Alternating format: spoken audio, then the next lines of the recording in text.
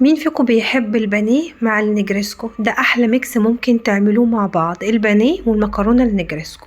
انا معايا هنا طاجن بايركس، هحط فيه شويه زيت وممكن معلقه سمنه لو حبيته، وبكون مقطعه فراخ مكعبات.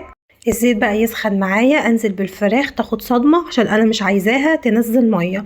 لازم الزيت يسخن معايا علشان لما انزل بالفراخ تاخد صدمه فما تنزلش ميه معايا.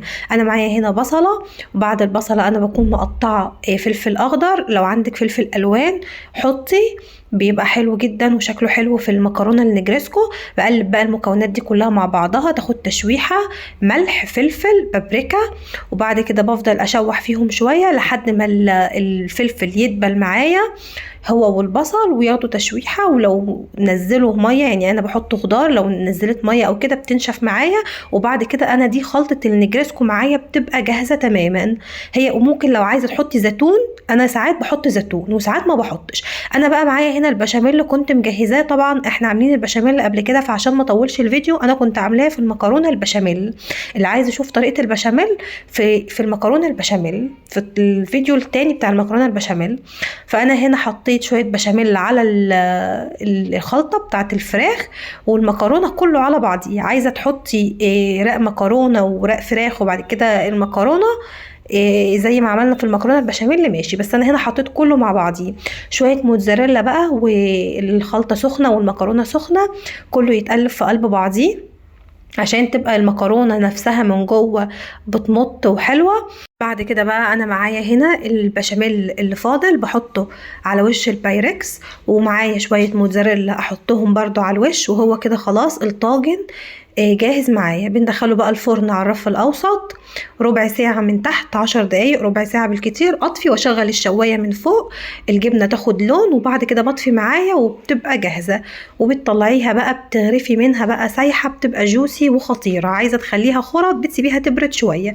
انا معايا بقى هنا خلاص هنخش على البانيه. بصوا انا كنت عاملة الخلطة بتاعة البانيه، بس للأسف أنا اكتشفت إن الفيديو ما كانش شغال.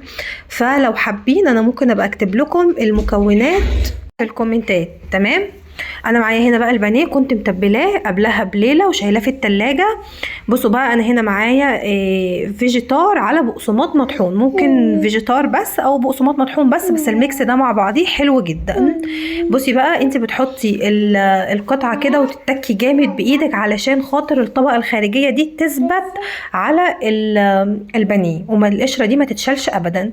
طبعا انا زي ما قلت لكم للاسف الشديد الطريقه دي ما اتصورتش، فانا ممكن ابقى اكتب لكم انا حطيت ايه على ايه بالظبط في الكومنتات.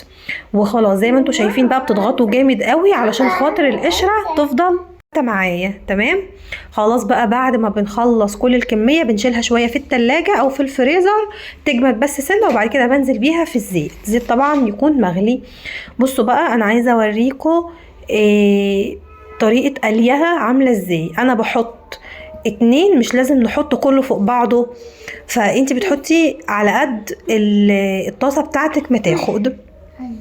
الزيت يغلي قوي وتقومي نازله بيها. هو كده كده هو البانيه رقيق يعني مش بياخد سوا.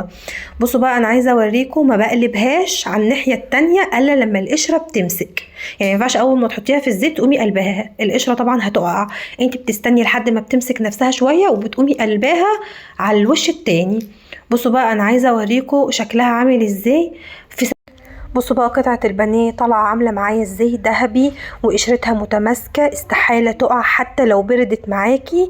قشرتها متماسكة جدا واستحالة تقع، بعكس اي طرق تانية ممكن تجربيها وتعمليها في البانيه والقشرة تقع منك. بصوا طبعا انتوا بتقلوا البانيه وبتطلعوه على شبكة. تمام. بصي بقى انا جربت كل الطرق، البانيه دي احلى طريقه ظبطت معايا للبانيه. انا طبعا للاسف المكونات ما اتصورتش معايا، بس انا ممكن اعمل لكم فيديو جديد للبانيه مخصوص وهكتب لكم طبعا المكونات في الكومنتات. بصوا بقى النجريسكو طلع معايا خطير، من احلى المكرونات اللي ممكن تعمليها النجريسكو، وبالفراخ، وتعتبر يعني اقتصاديه شويه عن اللحمه، وممكن كمان تعمليها بالخضار. لو عجبك بقى فيديو النهارده ما تنسيش تحطي لايك وتعملي شير للفيديو عشان يوصلك كل جديد.